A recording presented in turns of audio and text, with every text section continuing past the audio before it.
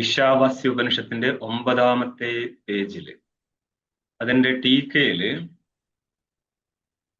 2ാം പങ്ക്തി മുതൽക്ക് കണ്ടോ, 2 കഴിഞ്ഞതാണ്, 3 മുതൽക്കാ വേണ്ടത്. 4 സ്വഭാവോ അനാദിര വിദ്യ. അതായത് ഭാഷ്യത്തിൽ പറഞ്ഞിരുന്നു, ദൃഷ്ടാന്തം കാണിച്ചതാണ്. ചന്ദനമായിരിക്കട്ടെ, അഗരു എന്നുള്ള വൃക്ഷമായിരിക്കട്ടെ, അതിന് നല്ല മണമുള്ള വൃക്ഷമായിട്ട് പോലും, സ്വഭാവത്താൽ നല്ല സുഗന്ധമുള്ളതായിട്ട് പോലും ജലാദി സമ്പർക്കം കൊണ്ട് ദുർഗന്ധപൂരിതമാവാം. അങ്ങനെ ഇരിക്കുന്ന ആ വൃക്ഷത്തിന്റെ ദുർഗന്ധത്തിന് കാരണമായിരിക്കുന്ന വഴുവഴുപ്പിനെ, ക്ലേദങ്ങളെ മാറ്റിക്കഴിഞ്ഞാൽ അതിന്റെ സ്വാഭാവികമായിരിക്കുന്ന സുഗന്ധത്താൽ മുമ്പുണ്ടായിരുന്ന ദുർഗന്ധം ആച്ഛാദിതമാകും. തദ്വദേവ, അതേപോലെ സ്വാത്മനി അധ്യസ്ഥം, തന്നിൽ അധ്യസ്ഥമായിരിക്കുന്ന സ്വാഭാവികമായിരിക്കുന്ന കർത്തൃത്വ ഭോക്തൃത്വം, ഈ കർത്തൃത്വം ഭോക്തൃത്വം സ്വഭാവം, ഇതിലേതാണ് തന്നിൽ അധ്യസ്ഥമായത്? കർത്തൃത്വം ഭോക്തൃത്വം സ്വഭാവം, ഇതിലേതാണ് തന്നിൽ അധ്യസ്ഥമായത്? 3 സ്വാമിജി. കർത്തൃത്വം, ഭോക്തൃത്വം, സ്വഭാവം. സ്വഭാവം. സ്വഭാവം എന്താ? അവിദ്യ. അവിദ്യ. അവിദ്യയുടെ കാര്യം അവിദ്യകം, അതാണ് സ്വാഭാവികം. ഭാഷ്യത്തില് സ്വാഭാവികം എന്ന് പറഞ്ഞത് സ്വഭാവത്തിന്റെ കാര്യമാണ് സ്വാഭാവികം. അവിദ്യയുടെ കാര്യം ആവിദ്യകം. ആവിദ്യകത്തെയാണ് സ്വാഭാവികം എന്ന് പറയുന്നത്. ഇവിടെയുള്ള ആവിദ്യകം ഏതാ? കർത്തൃത്വം, ഭോക്തൃത്വം. കർത്തൃത്വ ഭോക്തൃത്വ ആദി കുറെ ഇനിയും കൂട്ടിച്ചേർക്കാം. അതിന്റെ മൂല കാരണമാണെന്ത്? അവിദ്യ. കർത്തൃത്വ ഭോക്തൃത്വം വാസ്തവത്തിൽ ഇല്ലാത്തത് കൊണ്ട്, എവിടെ? ആത്മാവിൽ. എന്നിട്ടും നമ്മൾക്ക് ഞാൻ കർത്ത ഭോക്ത എന്ന് അഭിമാനിക്കാൻ പറ്റുന്നത് കൊണ്ട് ഇല്ലാത്ത വസ്തു ഉള്ളതായിട്ട് എവിടെ കാണപ്പെടുന്നുണ്ടെങ്കിൽ അത് അവിടെ അധ്യസ്ഥമാണെന്ന് മനസ്സിലായിക്കൊള്ളും. കയറിൽ ഇല്ലാത്ത സർപ്പം കയറിൽ ഉള്ളതായിട്ട് കാണപ്പെടുന്നുവെങ്കിൽ കയറിലെ ആ സർപ്പം കയറിൽ അധ്യസ്ഥമായിട്ടുള്ളതാണെന്ന് മനസ്സിലാക്കിക്കൊള്ളണം. അധ്യാസവും നാമ അധസ്മിൻ തദ്ബുദ്ധിരിത്യവോചാമ എന്ന് സംബന്ധ ഭാഷ്യത്തിൽ കേൾക്കാം.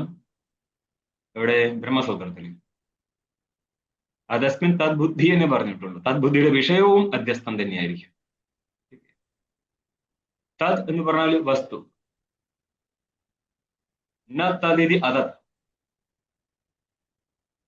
അധസ്മിൻ വസ്തു ഇല്ലാത്തിടത്ത്, അതത് എന്ന് പറഞ്ഞാൽ അവസ്തു എന്നായി. അപ്പൊ വസ്തു ഇല്ലാത്തിടത്ത് വസ്തുവിനെ ആരോപിക്കുന്നതാണ് അധ്യാരോപം, അധ്യാസം. ഈ അധ്യാസം ജ്ഞാനാധ്യാസവും അർത്ഥാധ്യാസവുമായിട്ടിരിക്കും. ഇവിടെ നമ്മൾ പറഞ്ഞത്, ഭാഷ്യത്തിൽ കേട്ടത് ജ്ഞാനാധ്യാസമാണ്. അതിന്റെ വിഷയമാണ് അർത്ഥാധ്യാസം. ഇവിടെയുള്ള കർത്തൃത്വ ഭോക്തൃത്വം അവിദ്യ, ഇത് ജ്ഞാനാധ്യാസമാണോ അർത്ഥാധ്യാസമാണോ? കർത്തൃത്വം എന്നുള്ളത് അർത്ഥാധ്യാസം. അഹം കർത്ത എന്നുള്ള അഭിമാനം ജ്ഞാനാധ്യാസം. ഇവിടെ ഘടോധ്യസ്ഥം തന്നെ, അത് ദാർഷ്ടാന്തികമായി മാറും. സർപ്പത്തെ എടുത്തു കഴിഞ്ഞാൽ അയം സർപ്പ എന്നുള്ള ബോധം എന്തായിരിക്കും? ഇത് സർപ്പമാകുന്നു എന്നുള്ള ബോധം ജ്ഞാനാധ്യാസമാണോ അർത്ഥാധ്യാസമാണോ?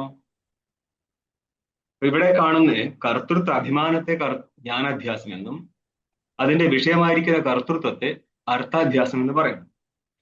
ഇതിൽ തന്നെ കർത്തൃത്വ അധ്യാസം, ഭോക്തൃത്വ അധ്യാസം, ഇവയ്ക്കൊക്കെ കാരണമാണ് അജ്ഞാനാധ്യാസം. അജ്ഞാനാധ്യാസത്തിന് കാരണമാണ് അജ്ഞാനം. അജ്ഞാനത്തിന് കാരണം ഏതാ? ഒന്നുമില്ല. അജ്ഞാനം അനാദിയായിട്ടിരിക്കും. സ്വാമിജി, അഹം കർത്ത എന്നുള്ള ബോധമല്ലേ കർത്തൃത്വം? അപ്പൊ അതെന്തുകൊണ്ടാണ്? അത് ബോധമല്ല കർത്തൃത്വം. അയം സർപ്പ എന്നുള്ള ബോധമാണോ സർപ്പം? അല്ല. സർപ്പം വേറെ, അയം സർപ്പ എന്നുള്ള ബോധം വേറെയല്ലേ? അതെ. ഇത് ഘടമാണെന്നുള്ള ബോധവും ആ ഘടവും ഒന്നാണോ? അല്ല. ഘടം എന്താണ്? ജ്ഞാനത്തിന്റെ വിഷയമാണ്. അയം ഘടഹ എന്നുള്ളത് ജ്ഞാനമാണ്. അയം ഘടഹ എന്നുള്ള ജ്ഞാനവും ജ്ഞാനത്തിന് വിഷയമായിട്ട് വെളിയിലൊരു ഘടവും. അപ്പം ഘടം വേറെ ഇരിക്കും, ഘടജ്ഞാനം വേറെ ഇരിക്കും.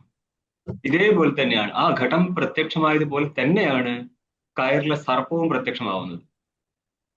ആ സർപ്പത്തിന്റെ പ്രത്യക്ഷത്തെ നമ്മൾ ജ്ഞാനാധ്യാസം എന്നും, ആ പ്രത്യക്ഷത്തിന്റെ, അത് ഭ്രമാത്മകമാവാം, ചിലപ്പോൾ ഭ്രമാത്മകമാവാം പ്രത്യക്ഷം.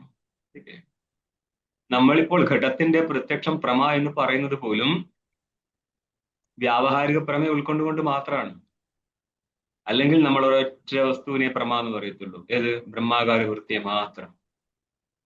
അതൊക്കെ മാറ്റി വെച്ചിട്ട് സാമാന്യ വ്യവഹാരത്തിന് ഉതകുന്ന വ്യവസ്ഥ കൊണ്ടുവരികയാണ് ഘടജ്ഞാനം പ്രമാത്മകവും കയറിൽ സർപ്പജ്ഞാനം ഭ്രമാത്മകവും. രണ്ടാണെങ്കിലും ജ്ഞാനമുണ്ട്, വിഷയമുണ്ട്. ഇപ്പം ദൃഷ്ടാന്തമായിട്ട് എടുക്കുന്ന സ്ഥലത്ത് കയറിലെ സർപ്പജ്ഞാനം ജ്ഞാനാധ്യാസവും ആ ജ്ഞാനത്തിന്റെ വിഷയമായിരിക്കുന്ന കയറിൽ അധ്യസിച്ചിരിക്കുന്ന സർപ്പം അർത്ഥാധ്യാസവുമായി മാറും. അർത്ഥശ്ച അസോ അധ്യാസശ്ചേതി അർത്ഥാധ്യാസ എന്ന് പറഞ്ഞാൽ അർത്ഥസ്വരൂപ അധ്യാസം. ജ്ഞാനഞ്ച തദധ്യാസശ്ചേതി ജ്ഞാനാധ്യാസം. ജ്ഞാനവുമാണ് അത് അധ്യസനം അധ്യാസ. ഓക്കെ, ഭാവത്തിൽ അർത്ഥം ചെയ്താൽ അധ്യസനം അധ്യാസ. ഭാവം എന്ന് പറയുന്ന ക്രിയ എന്നർത്ഥം. ഒരു ശബ്ദത്തെ നമ്മൾക്ക് ഭാവാർത്ഥത്തിലോ കർമ്മണ്യർത്ഥത്തിലോ കർത്തര്യ അർത്ഥത്തിലോ വ്യുത്പന്നമാക്കാം, അർത്ഥസിദ്ധി ഉണ്ടാക്കിയെടുക്കാം. ഇവിടെ ഇപ്പോൾ ജ്ഞാനം എന്നുള്ളത് ക്രിയയാണ്, ഭാവം എന്ന് പറഞ്ഞാൽ ക്രിയ എന്നർത്ഥം. ഭാവാർത്ഥത്തിൽ അന്വയിക്കുക എന്ന് പറഞ്ഞാൽ അതിനെ ക്രിയാർത്ഥത്തിൽ അന്വയിക്കുന്നതാണ്. അപ്പോൾ ഇവിടെ ജ്ഞാനക്രിയ മാനസക്രിയ ആണ് ജ്ഞാനം. അവിടെ അധ്യസനം അധ്യാസ എന്നാണ് വ്യുത്പത്തി ചെയ്യുക. അധ്യസനം എന്ന് ഉദ്ദേശിച്ചത് അധ്യാസാത്മക ജ്ഞാനം എന്നാണ് അർത്ഥം. അധ്യസ്ഥത ഇത് അധ്യാസ എന്ന് പറഞ്ഞാൽ അധ്യാസത്തിന്റെ വിഷയമാണ്. അത് കർമ്മണ്യ അർത്ഥത്തിലാണ് ചെയ്യുന്നത്.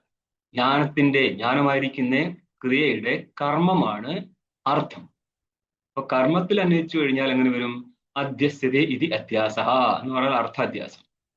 ഭാവത്തിൽ അന്വയിച്ചു കഴിഞ്ഞാൽ അധ്യസനം അധ്യാസ എന്ന് പറഞ്ഞാൽ ജ്ഞാനാധ്യാസം. രണ്ടാണെങ്കിലും അധ്യാസം തന്നെ. അതൊക്കെ പ്രമാണ സൈഡാണ്. നിങ്ങൾക്ക് എക്സ്ട്രാ കിട്ടുന്നതാണ്. ഇതൊക്കെ ചുരുക്കൂട്ടി വെച്ചോളുക. ആവശ്യം വരുന്നേരം ഇതെല്ലാം നിരന്ന് നിന്നിട്ടായിരിക്കും ഹയർ ടെക്സ്റ്റ് സംസാരിക്കുക. ഇത് ലോവറിൽ നമ്മൾ തുടങ്ങുന്നത് മാത്രം. തദ്വദേവ ഹി സ്വാത്മനി അധ്യസ്ഥം സ്വാഭാവികം കർത്തൃത്വ ഭോക്തൃത്വാദി ലക്ഷണം ജഗദ്വൈത രൂപം ജഗത്യാം പൃഥ്വ്യാം ജഗത്യാം വിലക്ഷണാർത്ഥത്വാത് സർവമേവ നാമരൂപ കർമാഖ്യം വികാരജാതം പരമാർത്ഥ സത്യാത്മഭാവനയാ വ്യക്തം സ്യാദ്. ഇവിടം വരെയുള്ള ഭാഗം കഴിഞ്ഞതാണ്. ഇതിന്റെ ടീക നോക്കിക്കോ. സ്വഭാവം അനാദിര അവിദ്യ. സ്വഭാവം എന്ന് ഉദ്ദേശിച്ചത് അനാദിയായിരിക്കുന്ന അവിദ്യ. ഈ അനാദി അവിദ്യയുടെ കാരണമല്ലേ ബ്രഹ്മ? അല്ല സ്വാമിജി. എന്തുകൊണ്ടാ അല്ലാത്തത്? ബ്രഹ്മ അങ്ങനെ കാരണമാവണില്ലല്ലോ. പിന്നെ ജഗത്തിന്റെ കാരണം നമ്മളെ ജഗത്തിന് പിന്നെ ആരാ കാരണം? നീയാണോ? ജഗത്തിന് കാരണമാണ്. എന്താ ബ്രഹ്മത്തിൽ കാരണത്വം വന്നില്ലേ? അങ്ങനെയാണെങ്കിൽ അവിദ്യയുടെ കാരണത്വം എന്തുകൊണ്ട് ബ്രഹ്മത്തിൽ വരില്ല? ചോദ്യം കേട്ട ആളൊന്നും തിരിച്ചു പറഞ്ഞേ. എന്തായിരുന്നു ചോദ്യം?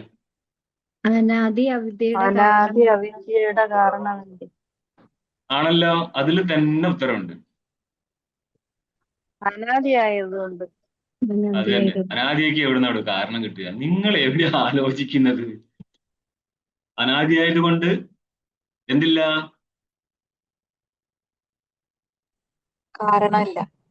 കാരണമില്ല.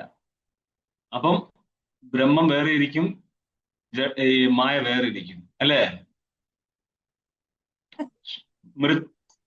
മൃത്ത് ഘടത്തിന്റെ കാരണമായതുകൊണ്ട് മൃത്തിലാണ് ഘടം ഇരിക്കുന്നത്.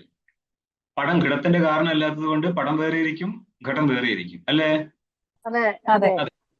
അപ്പം മായ ചേതനം തമ്മിൽ കാര്യകാരണഭാവം ഇല്ലാത്തതുകൊണ്ട് ചേതനം വേറെ ഇരിക്കും, മായ വേറെ ഇരിക്കും, അല്ലേ? ഇല്ല എന്ന് അഭിപ്രായപ്പെടുന്ന ആൾക്കാരുണ്ടോ? ഉണ്ട്. ആര്? യോഗസൂത്രം. യോഗ സിദ്ധാന്തത്തിലും സാങ്ക്യ സിദ്ധാന്തത്തിലും സ്വതന്ത്രമാണ് മായ. അവര് പ്രകൃതി എന്നൊക്കെയാ പറയാ. എന്നിട്ട് ഞങ്ങളുടെ പ്രകൃതിയായിരിക്കുന്ന മായയാണ് സാഖ്യന്മാർ പറഞ്ഞത് എന്ന് പറയാൻ പാടുണ്ടോ? ഇല്ല. എന്നിട്ട് പറഞ്ഞാലോ നമുക്കൊന്നും ചെയ്യാൻ പറ്റില്ല. അവര് പറയാതിരിക്കുക എന്നുള്ളതാണ്. എന്തുകൊണ്ടാ രണ്ടും ഒന്നല്ലാത്തത്? മായ, വേദാന്തിയുടെ മായ പരതന്ത്രയാകുന്നു. പരനായിരിക്കുന്ന ചേതന അധിഷ്ഠാന ബ്രഹ്മത്തിൽ കൽപ്പിതമാകുന്നു. സാങ്കേയോഗ സിദ്ധാന്തത്തിനനുസരിച്ച് മായ വാസ്തവ വസ്തുവാകുന്നു. അതുകൊണ്ട് അധിഷ്ഠാന ചേതനയിൽ കൽപ്പിതമല്ല. ആയതുകൊണ്ട് തന്നെ യോഗസൂത്രം പഠിച്ചിട്ട് വേദാന്തത്തിൽ എത്താന്ന് വിചാരിച്ചാൽ നടക്കത്തില്ല. ചിലരുടെ ആശ്രമം അതായത് കാല് വെച്ചത് യോഗ വേണ്ടാത്ത ആശ്രമത്തിലെ യോഗ വേദാന്ത സിദ്ധാശ്രമം എന്നൊക്കെ പറഞ്ഞിട്ട് ഒരു ആശ്രമം ഉണ്ടാവും. അവിടെ വന്ന് കയറും. പിന്നെ അവരുടെ വായിന്ന് എപ്പോൾ വേദാന്തം വന്നാലും ഈ സാധനം കൂടിക്കലരും. അതുകൊണ്ടാണ് നമ്മൾ സെപ്പറേറ്റ് ആയിട്ട് ഒരു ശാസ്ത്രം പഠിപ്പിക്കുന്നത്. നല്ല നിശ്ചയം വേണം ആരെന്ത് സംസാരിക്കുന്നു എന്ന്. അങ്ങനെ ഇരിക്കുന്ന അവിദ്യ, അവിദ്യയുടെ കാര്യമായിരിക്കുന്ന കർത്തൃത്വ ഭോക്തൃത്വം. ഇനി ഏതായാലും നിങ്ങൾ ടീക്ക നോക്കുക. സ്വഭാവം അനാദിരവിദ്യ. സ്വഭാവം എന്നുള്ളത് അനാദിയായിരിക്കുന്ന അവിദ്യയാകുന്നു. തത്കാര്യം സ്വാഭാവികം. അതിന്റെ കാര്യത്തിൽ നമുക്ക് സ്വാഭാവികം എന്ന് പറയാം. ഇത്യാദി എന്തിനാണ് പറഞ്ഞത്? ബാധ യോഗ്യത്വ പ്രദർശനാർത്ഥം വിശേഷണം. കർത്തൃത്വ ഭോക്തൃത്വങ്ങൾക്കൊക്കെ ബാധ നേരിടും. അതേപോലെ തന്നെ കർത്തൃത്വ ഭോക്തൃത്വങ്ങൾക്ക് ബാധ നേരിടും എന്ന് കാണിക്കാനാണ് കർത്തൃത്വ ഭോക്തൃത്വങ്ങൾക്ക് വിശേഷണമായിട്ട് സ്വാഭാവികം എന്നുള്ള ശബ്ദപ്രയോഗം നടത്തിയത്. എങ്ങനെയാണ് കർത്തൃത്വ ഭോക്തൃത്വങ്ങളുടെ ബാധ നടക്കുന്നതെന്ന് പറഞ്ഞേ? ബ്രഹ്മജ്ഞാനത്തോടുകൂടി. ഒന്ന് ഡീറ്റെയിൽ ചെയ്യുന്നു, ഞങ്ങളും കേൾക്കട്ടെ. അഹം കർത്ത അഹം ഭോക്ത എന്നുള്ള ധാരണ നഷ്ടപ്പെടുന്നത് കൊണ്ട്, തന്നിൽ നിന്ന് ഭിന്നമായതൊന്നും ഇല്ലാത്തത് കൊണ്ട്. പരമ്പര കറക്റ്റ് ആയിട്ട് പറയണം. തന്നിൽ നിന്ന് ഭിന്നമായിട്ടുള്ളതൊന്നും ഇല്ലാത്തത് കൊണ്ട്. ജ്ഞാനത്തോടുകൂടി അജ്ഞാനം നഷ്ടപ്പെട്ടാൽ അജ്ഞാനം എന്നുള്ള സ്വഭാവത്തിന്റെ കാര്യമായിരിക്കുന്ന സ്വാഭാവികവും നഷ്ടപ്പെടും. മനസ്സിലായോ? ജ്ഞാനത്താൽ അജ്ഞാനം നഷ്ടപ്പെട്ടാൽ അജ്ഞാനത്തിന്റെ കാര്യമായിരിക്കുന്ന കർത്തൃത്വം നഷ്ടപ്പെടും. നഷ്ടപ്പെട്ടു കഴിഞ്ഞാൽ അതിനെയാണ് നമ്മൾ ബാധിത എന്ന് പറയുന്നത്. ബാധു എന്ന് പറഞ്ഞാൽ വിദ്യാർത്ഥ നിശ്ചയമാണത്. 7-ാം നമ്പർ ടിപ്പണിയിൽ പറഞ്ഞിട്ടുണ്ട്. ഇത് കാണിക്കാൻ വേണ്ടിയാണ് നമ്മൾ എന്ത് പറഞ്ഞത്? സ്വാഭാവികമാണെന്ന് പറഞ്ഞത്. സ്വഭാവത്തിന്റെ കാര്യമാണ്. സ്വഭാവം എന്നുള്ള അവിദ്യ ജ്ഞാനത്താൽ നഷ്ടപ്പെടും. അതുകൊണ്ട് ജ്ഞാനം ഉണ്ടായിക്കഴിഞ്ഞാൽ അജ്ഞാനം നഷ്ടപ്പെടുമ്പോൾ അജ്ഞാന കാര്യമായിരിക്കുന്ന കർത്തൃത്വം നഷ്ടപ്പെട്ടു. ഇനി മുന്നോട്ടേക്ക് വരും. ഏവം ശ്രദ്ധിച്ചോളനെ, എങ്ങനെയാണ് ഈ പോകുന്നത്? വിചാരാദി പ്രയത്നവതോ അനൃത ദൃഷ്ടി തിരസ്കാര സംഭാവന മുക്തുവ യുക്തി അനഭിജ്ഞസ്യ സർവമിതം അഹം ച ഈശ്വര ഏവേദി ഭാവനായാം അധികൃതസ്യ യുക്തി കുശലസ്യ ച വിചാരേ അധികൃതസ്യ സർവകർമ്മ സന്യാസ എവ അധികാരഃ ഇഹ മന്ത്രേ വിവക്ഷിതസ്തേന തെക്തേന ഇത്യത്ര ത്യാഗപരാമർശാത്. നിങ്ങളുടെ ജ്ഞാനവും ജ്ഞാനകാരണമായിരിക്കും സന്യാസത്തെയും പരസ്പരം ബന്ധിപ്പിച്ച് വിധാനം നടത്താൻ പോവാണ്. ഏവം ഇപ്രകാരം വിചാരാദി പ്രയത്നവതോ. വിചാരം എന്ന് പറയുന്നത് അർത്ഥം ശ്രവണ മനന നിധ്യാസനമാണ് വിചാരം. അതിൽ ശ്രവണത്തെ മാത്രം നമുക്ക് വിചാരം എന്ന് പറയാൻ പറ്റുമോ? പറ്റില്ല. അതും പറ്റും. ഏതിനെ എടുത്തിട്ട് നമുക്ക് വിചാരം എന്ന് പറയാം? വിചാരം ആദിപദം കൊണ്ട് ഭാവന എടുത്തു. അതായത് നമ്മൾ കുറെ മുന്നേ ഒരു ശ്ലോകം പറഞ്ഞിട്ടുണ്ട്. അത്യന്ത ബുദ്ധിമാന്ദ്യാതുവ സാമഗ്ര്യാവ്യാപ്യസംഭവാത് സാമഗ്ര്യാ അസംഭവാതുവ യോ വിചാരം ന ലഭതേ ബ്രഹ്മോപാസീത സോനിശം. അത്യന്ത ബുദ്ധിമന്ദത കൊണ്ടോ, ബുദ്ധിയുടെ സാമർഥ്യം ഇല്ലെങ്കിൽ വിചാരത്തിൽ പ്രയത്നം ചെയ്യാനേ പറ്റത്തില്ല. അഥവാ ബുദ്ധി ഉണ്ടായിട്ടും സാമഗ്ര്യാഹ അസംഭവാത്. സാമഗ്രി എന്ന് പറഞ്ഞാൽ കാരണകലാപം. അതായത് വിചാരം ചെയ്യണമെങ്കിൽ ഗ്രന്ഥം വേണം, പറഞ്ഞു കൊടുക്കാൻ ആള് വേണം, താമസിക്കാൻ സ്ഥലം വേണം, അല്ലേ? രൂപസക്തി ഇത് പറഞ്ഞു കൊടുക്കുന്ന ഒരാളെ കണ്ടെത്തി അവിടെ ചെന്ന് പഠിച്ചാലേ കാര്യം നടക്കത്തുള്ളൂ. ഇതൊന്നും സംഭവിക്കുന്നില്ല എങ്കിൽ, കഷ്ടകാലം ഇതൊന്നും കിട്ടുന്നില്ല എങ്കിൽ എന്ത് ചെയ്യുക? ബ്രഹ്മ ഉപാസിത സോനിശം. നീ നിരന്തരമായിട്ട് ബ്രഹ്മോപാസന നടത്ത്. അല്ല, ബ്രഹ്മോപാസന തന്നെയല്ലേ വിചാരം? അതല്ല, അതുകൊണ്ടാണ് രണ്ടാക്കി പറയുന്നത്. മനസ്സിലായോ? ബുദ്ധിയുള്ളവന് വിചാരവും ബുദ്ധിയില്ലാത്തവനും ഭാവനയും ഉപാസനയും. അപ്പൊ ഉപാസകനാണോ ബുദ്ധിമാൻ? വിചാരം ചെയ്യുന്നവനാണോ? വിചാരം ചെയ്യുന്നവൻ. വിചാരം ചെയ്യുന്നത്. പക്ഷേ ഉപാസകന്മാർക്ക് ഒരു വിചാരമുണ്ട്. ഞങ്ങളാണ് എല്ലാം. അത് എല്ലാ ഇന്ത്യയിലും ഒട്ടും അങ്ങനെ തന്നെയാണ് ഒരു ചിന്താഗതി. കാരണം ഇവർക്ക് വിചാരത്തിന്റെയും ഉപാസനയുടെയും ഭേദം അറിയത്തില്ല. ഗുരുവിൽ നിന്ന് കേവലം കേട്ടിട്ട് അതേ പറയാണ് ആകാശ ബ്രഹ്മേത്യുപാസീത, മനോബ്രഹ്മേത്യുപാസീത, അഥവാ ശാലഗ്രാമത്തിലെ വിഷ്ണുബുദ്ധി. നിങ്ങൾക്ക് ഇഷ്ടത്തിനനുസരിച്ച്. അതേപോലെ നർമ്മദേശ്വരനിലെ ബാണലിംഗത്തില് ശിവബുദ്ധി ചെയ്യുന്നുണ്ട്. ഇങ്ങനെയൊക്കെ ചെയ്ത് ഉപാസിക്കുമ്പോൾ കൂടുതൽ ശാസ്ത്രജന്യമായിരിക്കുന്ന ഒരു വിചാരത്തിന്റെ ആവശ്യം അവിടെ ഇല്ല. പിന്നെയോ ഒരു വട്ടം കേട്ട് ബാക്കി ചെയ്യാൻ പറ്റുന്നതേ ഉള്ളൂ. അവിടെ തന്നെ പല രീതിയിൽ ഉപാസന കയറുന്നുണ്ടല്ലോ. ശരിക്കും നിങ്ങളെ എന്താണ് ചെറിയൊരു ഭാഗം ഉദാഹരണം മാത്രമേ കൊടുക്കുന്നുള്ളൂ. നർമ്മദാശ്വരിൽ എന്താണ് ശാലഗ്രാമത്തിലെ വിഷ്ണുബുദ്ധി എന്നൊക്കെ. വേദാന്തത്തിലെ ഉപാസന എങ്ങനെയൊക്കെയാ വരുന്നത്? നിർഗുണ നിരാകാരന്റെ ഉപാസനയുണ്ട്, സഗുണ നിരാകാരന്റെ ഉപാസനയുണ്ട്. സഗുണ സാകാരത്തിന്റെ ഉപാസന ഇവിടെ കാണുന്നില്ല. വേണമെങ്കിൽ ഉണ്ടാക്കി എടുക്കാം. സഗുണ സാകാരം പറ്റും. അതായത് ഹിരണ്യഗർഭനെ കുറിച്ച് പറയുന്ന സമയത്ത് സാകാരം വരുന്നുണ്ട്. ശരിയാ, മൂന്നും കിട്ടും. സത്യകാമത്വാദി ഗുണവിശിഷ്ട ബ്രഹ്മോപാസനയുണ്ട്. അതാണ് സഗുണ നിരാകാരൻ. പിന്നെയോ ഹിരണ്യ ശ്മശ്രുവും ആ നഗാഗ്രം സുവർണ ഏവ എന്ന് നിങ്ങൾക്ക് ചാന്തോഗ്യത്തിൽ കാണാം. അവിടെ ഹിരണ്യഗർഭൻ എന്നുള്ളത് സാകാരനാണ്. ഇത്രയും വിശേഷണങ്ങളൊക്കെ പറഞ്ഞു. പിന്നെയുള്ളത് വളരെ കുറച്ച് മാത്രം ചാന്തോഗ്യത്തിന്റെ അവസാന ഭാഗത്ത് എത്തിക്കഴിഞ്ഞാൽ നിർഗുണ നിരാകാര ഉപാസനയും പറയുന്നു. അത് വളരെ കുറച്ചുള്ളൂ. ഇങ്ങനെയാണ് ഉപാസന ശാസ്ത്രത്തിൽ പറയുന്നത്. അതും ആർക്ക് വേണ്ടിയാ? മന്ദബുദ്ധികൾക്ക് വേണ്ടിയിട്ടാണ്. എന്നപ്പോൾ ഇവിടെ തുടങ്ങാം. ഏവം വിചാരാദി പ്രയത്നം ചെയ്യുന്നവന് പ്രയത്നപദോ അനൃത ദൃഷ്ടി തിരസ്കാര സംഭാവന മുക്തുവ. അനൃത ശബ്ദത്തിന് എന്താർത്ഥം? മിഥ്യാദൃഷ്ടി. എന്താണ്?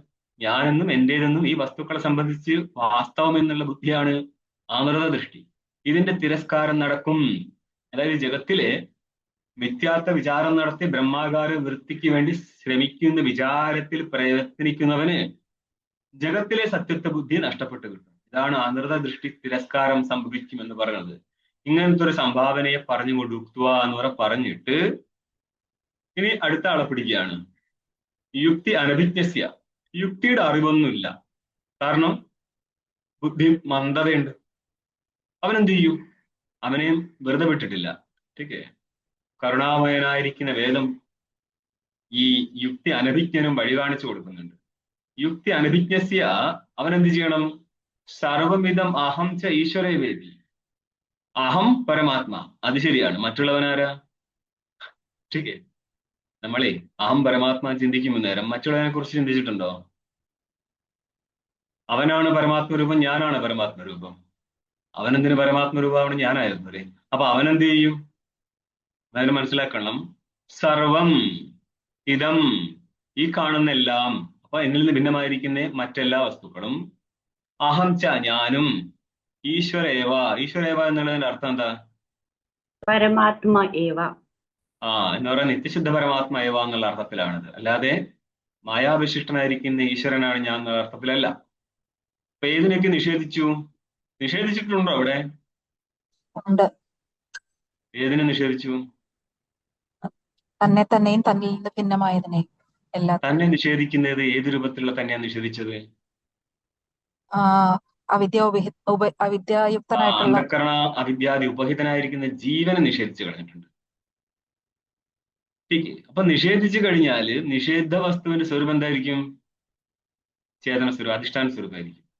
ഇതെല്ലാം കൂട്ടിക്കലക്കിയിട്ട് പങ്ക്തി അങ്ങോട്ട് കൊണ്ടുപോവാണ്.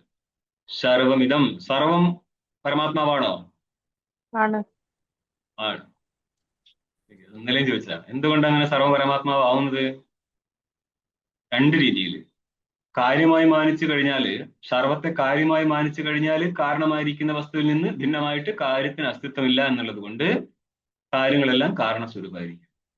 രണ്ടാം പക്ഷത്തില് അധ്യസ്ഥങ്ങളാണ് സർവങ്ങൾ എന്നിരിക്കെ അധ്യസ്ഥ വസ്തുക്കൾക്ക് അധിഷ്ഠാന വസ്തുവിൽ നിന്ന് ഭിന്നമായിട്ട് സത്ത ഇല്ല എന്നുള്ളത് കൊണ്ട് അധ്യസ്ഥങ്ങളെല്ലാം അധിഷ്ഠാനമായിരിക്കും. ഈ രണ്ട് രീതിയിലും. ഇപ്രകാരം എന്ത് ചെയ്യാ? ഭാവനായാം അധികൃതസ്യ. ഇത് വിചാരത്തിലെ കുശലത ഇല്ലാതിരിക്കുമ്പോഴാണ് ഭാവന ചെയ്യുക. വിചാരമുള്ളവന് ശ്രവണം നടത്തണം, മനനം നടത്തണം. അതിൽ നിന്ന് ഉരുത്തിരിയുന്ന ബുദ്ധിയിൽ നിലനിൽക്കുക എന്നുള്ളതാണ് നിധിധ്യാസനം. ആ സ്ഥലത്ത് നിത്യ അപരോക്ഷ ബ്രഹ്മത്തിന്റെ ഏത് ജ്ഞാനമാണോ അജ്ഞാന നിവർത്തകൻ അതുണ്ടാവുന്നില്ല. അത് ഏത് സമയത്താണോ ഉണ്ടായത്? പിന്നെ അജ്ഞാനത്തിന് നിവൃത്തി ഉണ്ടായി. അപ്പം നമ്മൾ മെനക്കെടുന്ന നിധിധ്യാസന സ്ഥലം ശാസ്ത്രജന്യമായിരിക്കുന്ന ബുദ്ധിവൃത്തിയുടെ ഒഴുക്ക് മാത്രമാണ്. അതൊരു കാലത്ത് അപരായത്ത ബോധം എന്നുള്ള അപരോക്ഷ ബ്രഹ്മാകാരത്തിലെത്തും. അതോടുകൂടി അജ്ഞാനം നഷ്ടപ്പെടും. പക്ഷെ അപ്പോൾ വരെ നമ്മൾ ശാസ്ത്രത്തിൽ നിന്ന് ജനിച്ചിരിക്കുന്ന ബുദ്ധിയുടെ അനുസന്ധാനമേ നടത്താൻ പറ്റത്തുള്ളൂ. ഓക്കെ, അത് അപരോക്ഷത്തിൽ എത്തുന്ന വരെ വാസ്തവല്ലതാണ്. ഇനി ആരാണത്? ഭാവനായം അധികൃതസ്യ. ഒന്ന് കഴിഞ്ഞ് രണ്ടും കഴിഞ്ഞു, രണ്ടു ഘട്ടം കഴിഞ്ഞു. വിചാരാദി പ്രയത്നവതോ അന്തർദൃഷ്ടി തിരസ്കാര സംഭാവന മുക്തുവ. ഇത്രയും പറഞ്ഞിട്ട് ഇനി രണ്ടുപേരെ അവതരിപ്പിക്കുകയാണ്. ഒന്ന്, ഭാവനയിൽ മാത്രം നിൽക്കുന്നവൻ, വിചാരത്തിൽ കുശലനല്ലാത്തവൻ. അടുത്തതാരാ? യുക്തി കുശലസ്യ വിചാരി അധികൃതസ്യ. യുക്തിയുടെ കാര്യത്തിൽ കുശലനാണ്. യുക്തി സംഭാവിതത്വം, അനുസന്ധാനം, മനനം, ശ്രവണത്തിലും മനനത്തിലും കുശലനായിരിക്കണം. അതാണ് വിചാര അധികൃതസ്യ. ഇവനാണ് വിചാരത്തിൽ അധികാരി. അപ്പൊ ഭാവനയിൽ അധികാരി എന്നുള്ളത് കേവലം ഉപാസനയ്ക്ക് മാത്രമേ അവന് യോഗ്യതയുള്ളൂ. അവൻ മന്ദബുദ്ധിയാണ്. അടുത്ത ആളാണ് വിചാരത്തിൽ അധികാരിയായിരിക്കുന്ന ബുദ്ധിമാൻ. രണ്ടുപേർക്കാണെങ്കിലും രണ്ടുപേരെയും പിടിച്ചു കിട്ടോ. അവർക്ക് ഏതിലെ അധികാരമുള്ളൂ? ഇനി സർവകർമ്മ സന്യാസി ഏവ അധികാര. എന്തുകൊണ്ടാ? ജ്ഞാനം ഉത്പന്നമാവണമെങ്കിൽ സന്യാസം കാരണമാണ്. ചില ആൾക്കാര് അങ്ങനെ ഇപ്പൊ സന്യസിക്കുന്നതിന് മുന്നേ ഈ കക്ഷി സ്ഥിരം സ്റ്റേജുകളിൽ പറഞ്ഞുകൊണ്ടിരുന്നത്, ഭഗവാൻ നമ്മളോട് പറഞ്ഞിട്ടില്ല സന്യാസം ജ്ഞാനത്തിന് ആവശ്യമാണ്. ഭഗവാൻ, ഏത് ഭഗവാൻ നിന്റെ അടുത്ത് വന്ന് പറയാൻ? നീ ഭഗവാൻ ഉദ്ദേശിച്ചത് തിരുവണ്ണാമലയിലുള്ള ഭഗവാനല്ലേ? അങ്ങനെ ഞങ്ങൾക്ക് പ്രമാണമല്ല ഏട്ടാ. അത് തന്നെ പോലെയുള്ള ആൾക്കാരുടെ തർക്കിയാൽ മതി. ശാസ്ത്രാടിസ്ഥാനത്തിൽ നോക്കിയാൽ സന്യാസം എന്നുള്ളത് ജ്ഞാനത്തിന്റെ കാരണമാണ്. ഈ സന്യാസം കാവിട്ട് നടക്കുക എന്നുള്ളതല്ല, ഏഷണാത്രയ പരിത്യാഗാത്മകമാണ്. അപ്പം ഏഷണാത്രയ പരിത്യാഗം നടന്നു കഴിഞ്ഞാൽ പിന്നെ എന്ത് ചെയ്യും? ബ്രഹ്മാകാര വൃത്തി നിരന്തരമായിട്ട് നടത്താൻ പറ്റും. അതായത് പാണ്ഡിത്യം നിർവിദ്യ ബാല്യന തിഷ്ടാസേ ബാല്യഞ്ച പാണ്ഡിത്യം നിർവിദ്യ അധ മുനി. ഇത് ഈ ഭാഗമായിട്ട് ബന്ധിപ്പിച്ചാൽ മതി. അന്യാകാര വൃത്തി ഇല്ലാതെ ബ്രഹ്മാകാര വൃത്തിയിൽ നിൽക്കണം, എങ്കിൽ മാത്രമേ അപരോക്ഷതയിൽ എത്താൻ പറ്റത്തുള്ളൂ. മറ്റു ആശ്രമങ്ങളിൽ അവിടെ പറയപ്പെട്ട കർമ്മങ്ങളിൽ ലിപ്തനായി കഴിഞ്ഞാൽ ഏകാകാരത്തിൽ ചിത്തത്തെ വയ്ക്കാൻ പറ്റത്തില്ല. ഏകാകാരത്തിൽ ചിത്തം ഇല്ല എങ്കിൽ അപരോക്ഷ ബ്രഹ്മാകാരത്തിൽ എത്തത്തില്ല. അപ്പൊ പരമ്പരയായിട്ട് അപരോക്ഷ ബ്രഹ്മാകാരത്തിൽ എത്തണമെങ്കിൽ നിധിധ്യാസനം വേണം. നിധിധ്യാസനത്തിന് അന്യ ആശ്രമത്തിലെ കർമ്മം പ്രതിബന്ധകനാണ്. അതുകൊണ്ടാണ് സന്യാസം വഴി നിധിധ്യാസനത്തിലേക്ക് കയറണം എന്ന് വിധിക്കുന്നത്. അതുകൊണ്ടാണ് സന്യാസം ഇല്ലെങ്കിൽ ഞാൻ ഉണ്ടാവില്ല എന്ന് പറയുന്നത്. അല്ലല്ലേ, ഞങ്ങളുടെ ഗുരുവിന് ഞാൻ ഉണ്ടായിട്ടുള്ള നീ എന്താ മീറ്റർ വെച്ച് അളന്നോ? ഇവിടെ സ്വന്തം ഗുരു ജ്ഞാനിയാണെന്നുള്ളത് പ്രമാണമേ അല്ല. അതൊക്കെ കയ്യിൽ വെച്ചുവിടാന്നല്ലാതെ ഇറക്കാൻ. ഇനി എന്ത് പറ്റിയെന്ന കക്ഷിക്ക് അവസാനം? കക്ഷി അവസാനം സന്യസിച്ചു, വരുന്ന ആശ്രമക്കാർ പിടിച്ച് പുറത്തുവാക്കി. അതോടുകൂടി ഇപ്പോൾ മെല്ലെ വേദാന്തത്തിലേക്ക് വന്നിട്ടുണ്ട്. അതായത് നിങ്ങൾക്ക് 2 രൂപ കിട്ടുന്ന കരുതിയിട്ട് ഈ ശാസ്ത്ര സിദ്ധാന്തത്തെ ചവിട്ടിത്തേക്കരുത്. ഒരു കാലത്ത് ഇവൻ തന്നെ തിരിഞ്ഞെന്ന് ചോദ്യം ചെയ്യും. അതാണല്ലോ ഇപ്പം കിട്ടിയത്. അതുകൊണ്ട് നമ്മൾ ആരായിട്ട് വട്ടം കറക്കിയാലും ഈ വൈദിക ശാസ്ത്രത്തെ വട്ടം കറക്കാതെ, നിങ്ങൾക്ക് അനുകൂലമാക്കിയിട്ട് മാറ്റാതെ, നിങ്ങൾക്ക് എവിടുന്നാണോ സോഴ്സസ് തിരയാൻ പറ്റുന്നത് അതിനനുസരിച്ച് ഇതിനെ കൊണ്ടുവരും. ഇതെന്താണത് അത് തന്നെ സംസാരിക്കുക. നമ്മൾക്ക് ഇവിടെ പറഞ്ഞതുപോലെ സർവ്വസംഘ പരിത്യാഗം ചെയ്യാൻ പറ്റുന്നില്ല എന്ന് കരുതിയിട്ട് ഞാൻ എങ്ങനെയാണോ അതാണ് സന്യാസം എന്ന് നിശ്ചയിക്കരുത്. അറിഞ്ഞവൻ സർവ്വസംഘ പരിത്യാഗിയായിരുന്നു. ഞാനാണെങ്കിലും നിങ്ങളാണെങ്കിലും സർവ്വസംഘ പരിത്യാഗത്തെ പ്രാപിച്ചെങ്കിൽ മാത്രമേ ഈ ബോധം ഉണ്ടാവത്തുള്ളൂ. അതെങ്കിലും മനസ്സിലാക്കുക, അതെങ്കിലും പറയുക. ഇതാണ് ശാസ്ത്ര സിദ്ധാന്തം. എനിക്ക് നടപ്പിലാക്കാൻ പറ്റുന്നത് മാത്രമാണ് ശാസ്ത്ര സിദ്ധാന്തം എന്ന് പറയരുത്. അപ്പോൾ രണ്ടുപേർക്കും ഉപാസകനാണെങ്കിലും വേണ്ടിയില്ല. ഏതിന്റെ ഉപാസകനാ? അഹം പരമാത്മാ എന്ന ഉപാസന. അഹം പരമാത്മാ എന്ന് മാത്രമാണോ? പങ്ക്തി എന്ന് വായിച്ചേ. സർവമിതമഹം ഈശ്വര. ഈ ചാര എന്ന അർത്ഥമുള്ളൂ. സർവവും ഞാനും പരമാത്മാവാകുന്നു എന്നുള്ള ഭാവന. എന്തുകൊണ്ടാ? ഭാവന കഴിഞ്ഞ് സന്യസിച്ച് അവൻ കൂടുതലായിട്ട് ചെയ്യുന്നത് അന്ധകരണ ശുദ്ധിയില്ലാതെ പോകുമ്പോഴാണ് വിചാരം പറ്റാത്തത്. അതുകൊണ്ടാണല്ലോ ബുദ്ധി സാമർത്ഥ്യം കുറഞ്ഞത് കൊണ്ട് ഭാവനയിലിരിക്കും.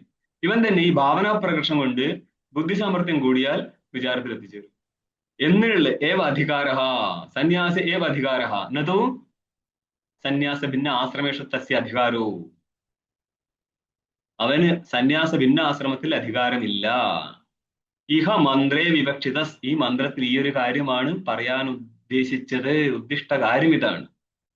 അതെന്തുകൊണ്ടാണ് നിങ്ങൾ അങ്ങനെയൊക്കെ പറയുന്നത്? അത് പറഞ്ഞുതരാം. തേന തെക്തേന ഇത്യത്ര, ത്യാഗ പരാമർശാത് തേന തെക്തേന ഭുഞ്ചീത എന്നുള്ള സ്ഥലത്ത് ത്യക്തേന എന്നുള്ളതിന്റെ അർത്ഥം എന്താ? ത്യാഗേന. ത്യാഗേന എന്നുള്ളതിന്റെ അർത്ഥം എന്താ? സന്യാസേന. ത്യാഗേന ഏവ അമൃതത്വം ആനശുഹു പ്രാപ്തവന്തഃ. ത്യാഗം കൊണ്ട് മാത്രമാണ് അമൃതത്വത്തെ പ്രാപിച്ചത്. ഏതിന്റെ ത്യാഗം? ഏഷണാത്രയവും ത്യാഗവുമാണ് വിരുദ്ധങ്ങളായിട്ടിരിക്കുന്നത്. അതായത് മറ്റ് ആശ്രമങ്ങൾ നോക്കിയാൽ കർമ്മണ പിതൃലോക, വിദ്യ ദേവലോക, പുത്രേണേവ അയം ലോകോ ജയ്യ. ഈ ലോകം എന്ന് ഉദ്ദേശിച്ചത് ഈ ലോകത്തിലേക്ക് വരാൻ വേണ്ടി ഒന്നല്ല കേട്ടോ അത്. ഇവിടെ ഇപ്പോൾ പുത്രനുണ്ടെങ്കിൽ ആ മരിക്കാൻ പോകുന്ന അച്ഛൻ പുത്രനെ പഠിപ്പിക്കും, ത്വം ബ്രഹ്മ ത്വം യജ്ഞ.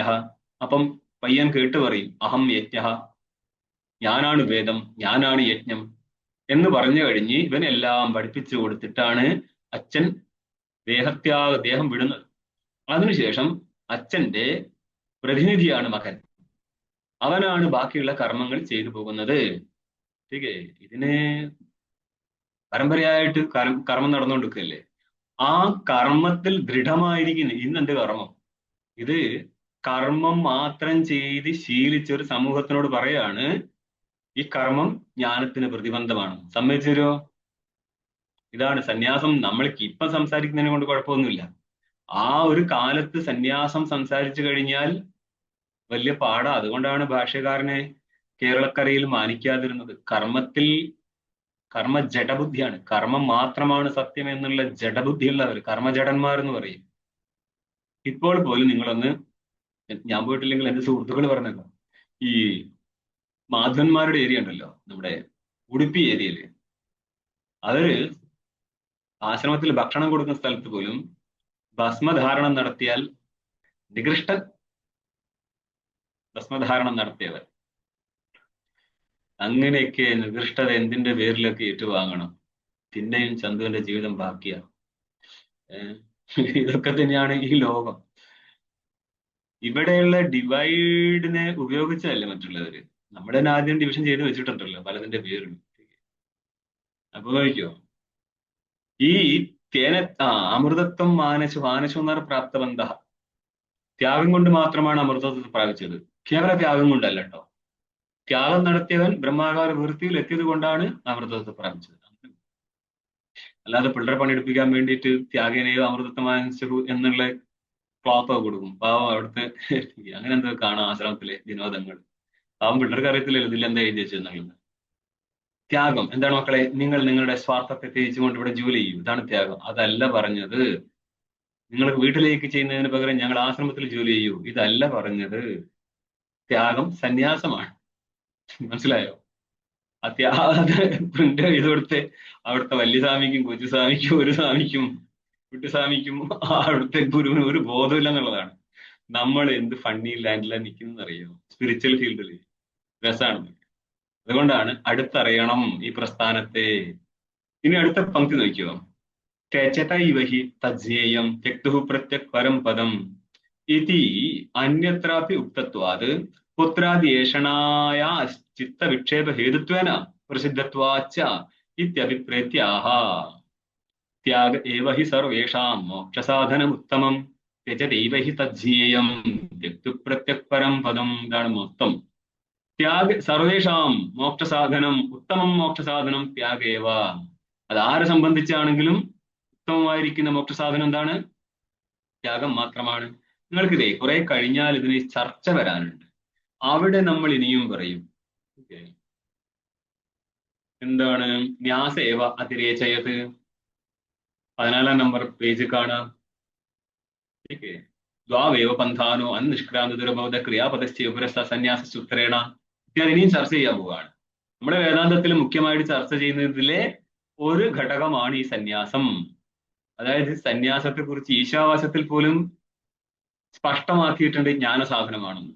പിന്നെ ഭഗവാൻ ഞങ്ങളോട് പറയാത്തത് എന്തുകൊണ്ടായിരുന്നു? ഭഗവാൻ അറിയാത്തത് കൊണ്ടാണോ, അല്ല താൻ ഗൃഹസ്ഥനായത് കൊണ്ട് അങ്ങനെ കേൾക്കാതിരുന്നതാണോ? അതുകൊണ്ട് തന്നെയാണ് ഇങ്ങനത്തെ ആൾക്കാർ നമുക്ക് പ്രമാണമല്ലാതെ പോകുന്നത്. ഓള ബ്രണ്ണൻ വിദേശ എഴുതിയച്ഛന്റെ പേരിൽ ഒരാൾ പ്രമാണമായി മാറും. പിന്നെ ഓള ബ്രണ്ണൻ എന്ത് സംക്രാന്തി എന്ന് വെച്ച പോലെ. ത്യാഗ ഏവ ഹി സർവേഷാം മോക്ഷസാധനം. സർവേഷാം ആരെ സംബന്ധിച്ചും മോക്ഷസാധനം ഉത്തമമായിരിക്കുന്ന മോക്ഷസാധനം ത്യാഗേവ. ത്യാഗ ശബ്ദത്തിന് എന്താർത്ഥം? സന്യാസ സന്യാസേവ. അതുകൊണ്ട് എന്ത് ചെയ്യണം? തെച്ചത ഏവ, ത്യജിച്ചുകൊണ്ട് തന്നെ. ഏതിനെ ത്യജിച്ചിട്ട്? ഏഷണത്രയപരി ഏഷണകളെ ത്യജിച്ചും കൊണ്ട്. തജ്ഞേയം, അതിനെ അറിയണം. ഏതിനെ? കെത്തുഹു പ്രത്യക് പരം പദം, ത്യാഗം ചെയ്യുന്നവന്റെ പരമായിരിക്കുന്ന പദം. അതേതാ? സ്വസ്വരൂപം, ബ്രഹ്മസ്വരൂപം. എന്നപ്പോൾ എന്താ അർത്ഥം കിട്ടി? കയ്യിലുള്ള സാധനം എടുത്ത് എറിയുക എന്നുള്ള ത്യാഗമല്ലത്, സന്യാസമാണ് ത്യാഗം. ठीके. സന്യാസം ബ്രഹ്മാകാര വൃത്തിക്ക് അനുകൂലമായത് കൊണ്ടാണ് സന്യാസിക്ക് മാത്രമേ ജ്ഞാനം ഉണ്ടാവുള്ളൂ എന്ന് പറയുന്നത്. അത് കണ്ടിട്ട് ഞാൻ ഈ കാവിട്ട് കൊടുത്തതുകൊണ്ട് ഞാനാണെന്ന് എനിക്ക് അഭിമാനിക്കാൻ പാടില്ല. ആർക്കാണോ ജ്ഞാനം ഉണ്ടായത് അവനെന്തുണ്ട്? സർവസംഗ പരിത്യാഗമുണ്ട്. അതുകൊണ്ട് എപ്രകാരം, അതായത് നമ്മൾ വീട്ടിലിരിക്കുന്ന സമയത്ത് ഇങ്ങനത്തെ ഒരു ശാസ്ത്ര അധ്യയനം നടക്കുന്നില്ലല്ലോ. നിങ്ങൾക്കിപ്പോൾ ഓൺലൈനൊക്കെ കിട്ടിയതുകൊണ്ടല്ലേ മക്കളെ. ठीके. ഇല്ലെങ്കിൽ നമ്മൾ ആശ്രമത്തിലെത്തിയാലല്ലേ പറ്റത്തുള്ളൂ ഇതിന്റെ ഒരു അറിവ് കിട്ടുന്നത്. എപ്രകാരം വീട് വിട്ട ആശ്രമത്തിൽ വന്ന് അവൻ അധ്യയനം നടത്തിയോ, അധ്യയനത്തിന്റെ സമ്പൂർണതയിൽ അവൻ ആശ്രമവും വിട്ട് വെളിയിൽ എങ്ങോട്ടെങ്കിലും ठीके സംബന്ധമില്ലാതെ ബ്രഹ്മാകാര വൃത്തിയിൽ ഇരിക്കുന്നുണ്ടെങ്കിൽ മാത്രം അപരോക്ഷതയിലെത്താം. ഇല്ലെങ്കിൽ കുറച്ച് കഷ്ണം അക്ഷരങ്ങൾ പഠിച്ചു വെച്ച് ചാവാ, അത്ര തന്നെ. ഇത്തി അന്യത്രായുക്തത്വ എന്ന് മറ്റു സ്ഥലത്തും പറഞ്ഞിട്ടുണ്ട്. എന്ന് പറഞ്ഞാൽ ത്യാഗമാണ് പരമമായിരിക്കുന്ന സാധനം, അതിൽ നിന്നാണ് പ്രത്യപരമായിരിക്കുന്ന ബ്രഹ്മപദത്തിന്റെ ജ്ഞാനം ഉണ്ടാവത്തുള്ളൂ എന്ന് മറ്റു സ്ഥലത്തും പറഞ്ഞതുകൊണ്ട് എന്താ മനസ്സിലാക്കണം?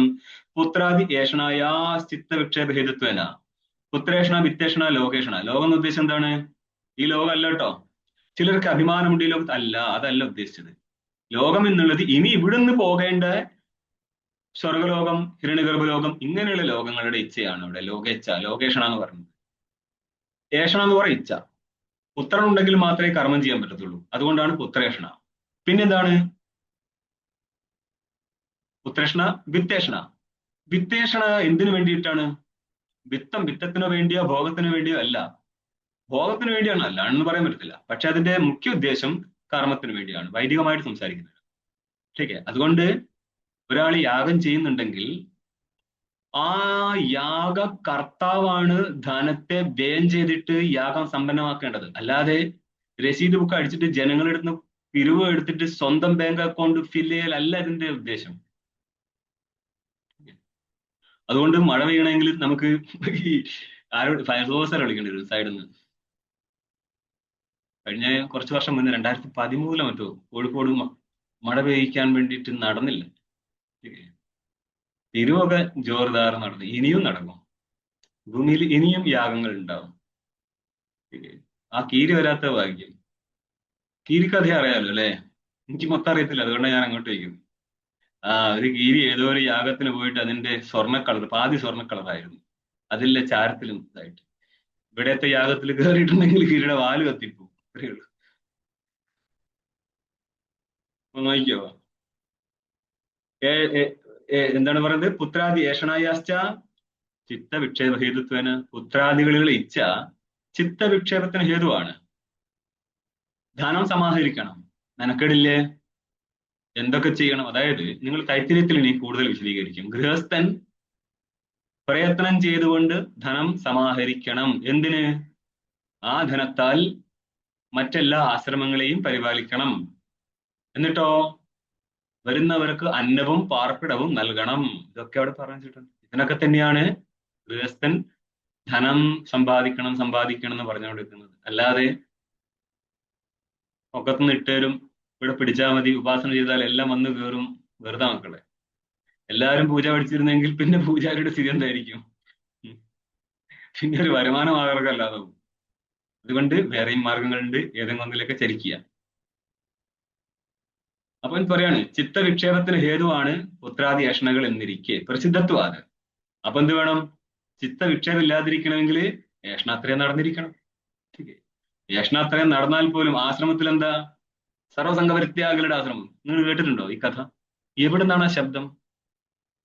കുഞ്ഞുങ്ങളുടെ ശബ്ദം എവിടുന്നാണ്? അത് ബ്രഹ്മചാരിയുടെ ആശ്രമത്തിൽ നിന്നാണ്. ഓ ഇത്തന ഹിന്ദി കഥയായിട്ട്. ठीक है. शोर कहां से मचा रहा है? इतना ശബ്ദ കോലാഹലം എവിടുന്ന? അത് മൗനിയുടെ ആശ്രമത്തിൽ നിന്നാണ്. കേട്ടിട്ടുണ്ടോ അതൊക്കെ? എവിടെ നിങ്ങൾ എന്ത് കേട്ട്? അത് ആശ്രമക്കാരെന്ന് പറഞ്ഞ കഥ കേട്ടോ. ഞങ്ങളിപ്പം പറയുന്ന പോലെ തന്നെ,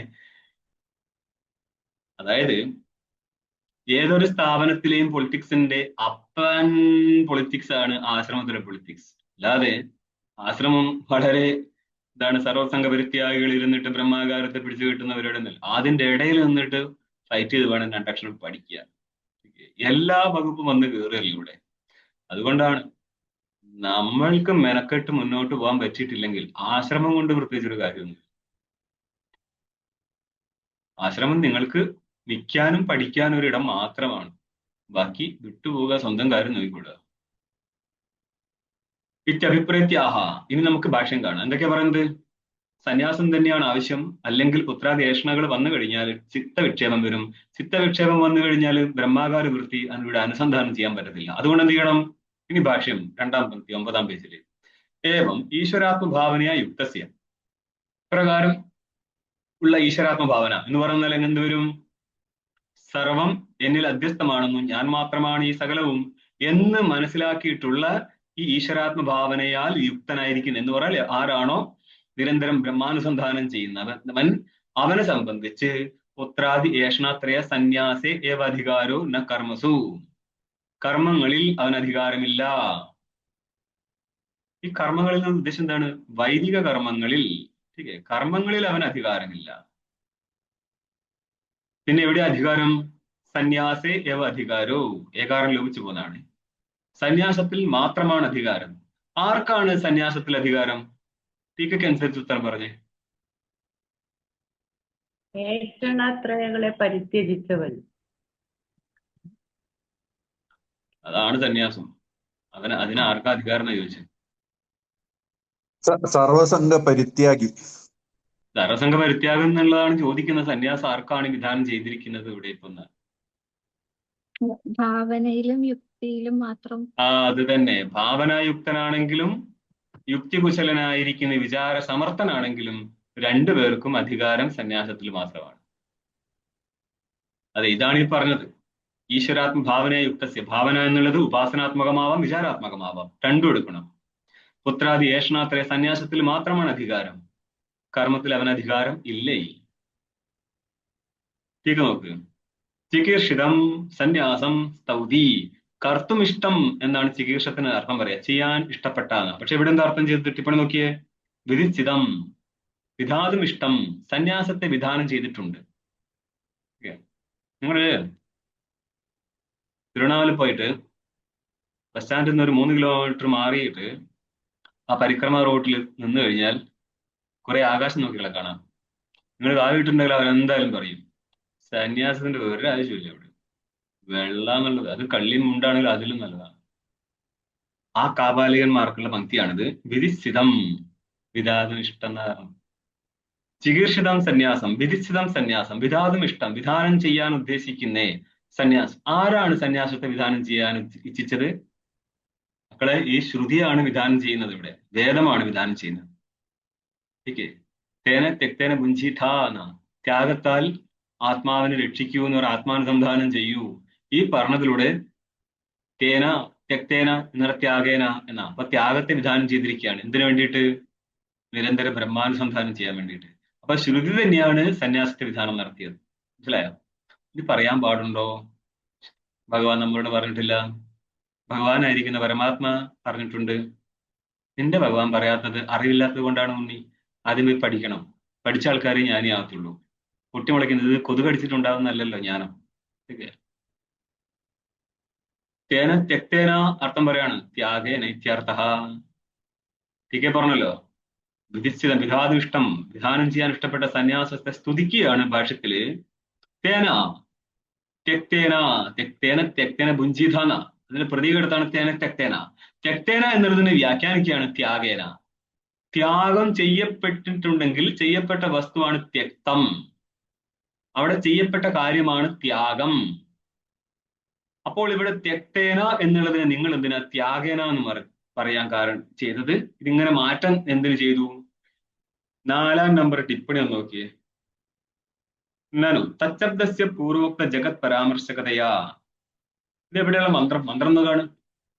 ഈശാവാസ്യമിതം സർവം യത്കിഞ്ച ജഗത്യാം ജഗത്. ജഗത് എന്നും പറഞ്ഞ് നിർത്തി അല്ലെ. തേന, തത് ശബ്ദത്തിന്റെ തൃതീയ ഏകവചനമായിട്ട് തേന എന്ന് പറയും, പുല്ലിംഗത്തിലും വരും. തേന എന്നുള്ളത് സർവനാമമായതുകൊണ്ട് സർവനാമ ശബ്ദങ്ങൾ പൂർവ്വപരാമർശിയായതിനാൽ പൂർവ്വത്തിൽ ജഗത്തിനെ പരാമർശിച്ച സ്ഥിതിക്ക് തേന എന്നുള്ളത് ജഗത എന്നല്ല അർത്ഥം ചെയ്യേണ്ടത്. ഇതാണ് ചോദ്യം. തച്ഛബ്ദസ്യ പൂർവോക്ത ജഗത് പരാമർശകതയാ. തത് ശബ്ദം എവിടെ? തേന എന്നുള്ളത് തശബ്ദത്തിന്റെ ധൃതിയാണ്. എന്നപ്പോൾ അത് സർവനാമമായതുകൊണ്ട് ഇത് കൂടി ചേർത്തോളേ. സർവനാമ ശബ്ദങ്ങൾ പൂർവ്വ പരാമർശികളായതിനാൽ മുമ്പ് പറഞ്ഞേ, അതായത് ദശരഥ പുത്രനായിരിക്കുന്ന രാമൻ, അവൻ എന്ന് പറഞ്ഞ പിന്നെ ആരാ? രാമൻ എന്നുള്ള അർത്ഥമല്ലേ വരിക. ഇതേപോലെ പൂർവ്വ പദാർത്ഥത്തിന്റെ പരാമർശമാണ് സർവനാമങ്ങൾ ചെയ്യാൻ പോകുന്നത്. ഇവിടെയും തെക്തേന എന്നുള്ളതിന് എന്തർത്ഥം ചെയ്യണം? തേന ജഗത ഇത്യർത്ഥ സംഭവേ. തേന ജഗത എന്നാ ചെയ്യേണ്ടത്, ആ ജഗത്തിനാൽ എന്നാണ് ചെയ്യേണ്ടത്. കുതഹ ത്യാഗേന വ്യാഖ്യായത്, ത്യാഗേന ഇതി വ്യാഖ്യായത്. നിങ്ങൾ എന്തിനാണ് ഇവിടെ തേന ത്യാഗേന എന്ന് വ്യാഖ്യാനം ചെയ്ത് കളഞ്ഞത്?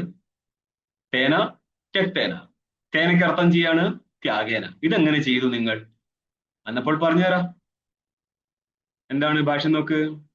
നഹി തെക്തോ മൃതഃ പുത്രോ വാ ഭൃത്യോ വാ ആത്മസംബന്ധിതായാഹ അഭാവാത് ആത്മാനം പാലയതി അധസ്ത്യാഗേനേത്യയമേവ വേദാർത്ഥഃ.